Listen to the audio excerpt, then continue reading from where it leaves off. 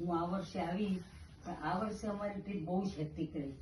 ગોલવડમાં ગયા આપણે સાથે, બહુ મને મજા આવી. અને એટલું જ નહીં, આપણે પછી ચીકુની વાડીમાં ગયા, એ ખરેખર આનંદની વાત લાવ્યો.